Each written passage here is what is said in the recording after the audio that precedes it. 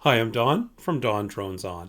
Transport Canada published the latest RPAS statistics earlier this month, so let's dig into those numbers. But first, let's enjoy some we-roll footage right now. We-roll, B-roll with the spirit of we. Here's a snip from Sydney Darlison Stuckless of Blazing Drone Service.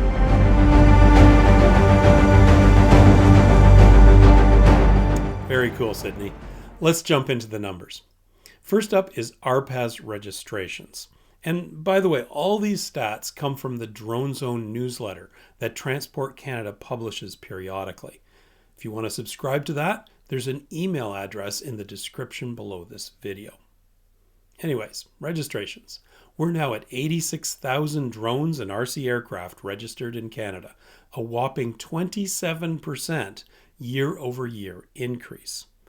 That's 2,656 registrations per month recently, compared to 600 per month back in December. Remember I commented that the registrations were probably going to flatten out as more and more people decided to jump on the sub 250 gram bandwagon? Well, so much for that theory. But what's going on? Well, these numbers clearly show the impact of the MAC organization losing their exemption. As a result of that, RC aircraft folks are now moving quickly to register their models in order to fly legally. What about pilot certifications? Well, we're seeing the same kind of jump here as well, with 2,000 basic certifications per month between December and May, bringing the total to now 86,709. That's nearly double the number per month compared to the last 2 years. Advanced certifications are not yet showing any noticeable jump. While our total advanced community is now over 10,000 pilots, amazing, the number per month is staying around the same, 180 per month between December and May. I suspect we'll see that number bump up in the next report. And the funny zigzag nature of the per month stats is probably just a reflection of the fact that more people do their flight reviews in the warmer weather compared to the winter. Now, if we combine the basic and advanced pilot certificates on one chart to see the total number of pilots, we get this.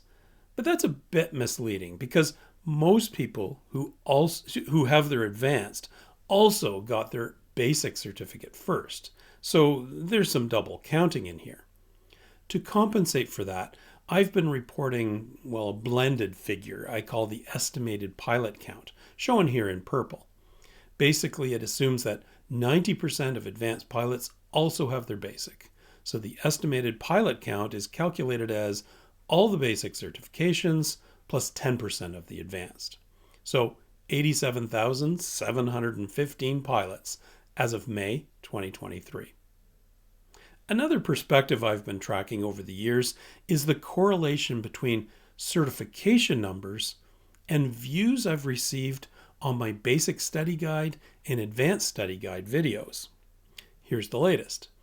As you can see, on average, people watch the basic study guide video 2.4 times before passing and 6.6 times for the much tougher advanced exam.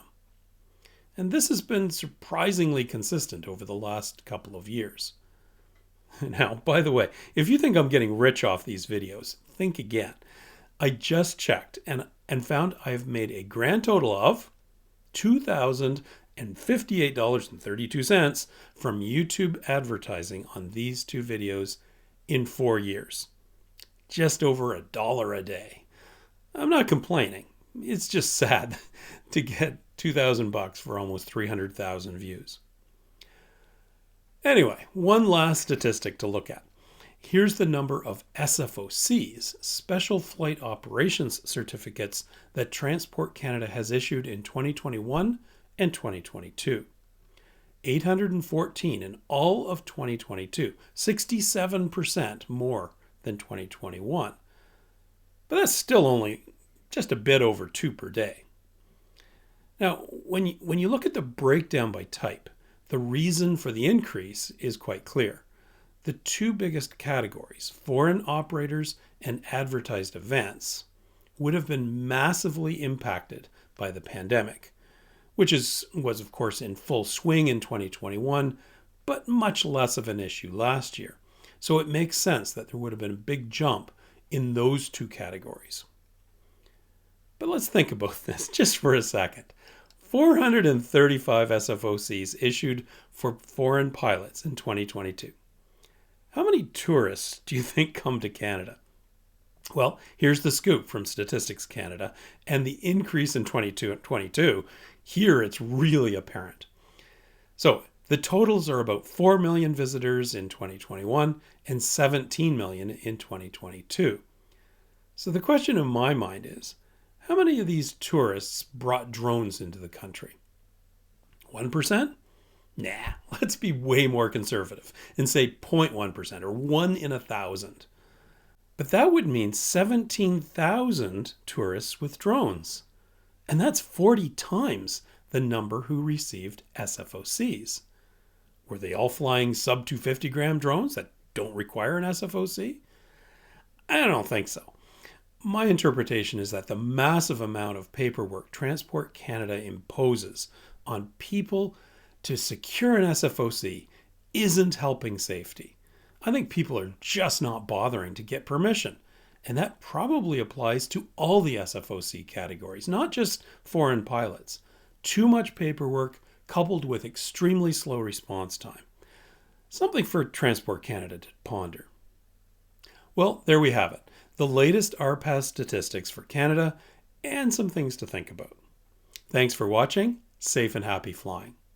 And now let's enjoy more WeRoll footage from Sydney.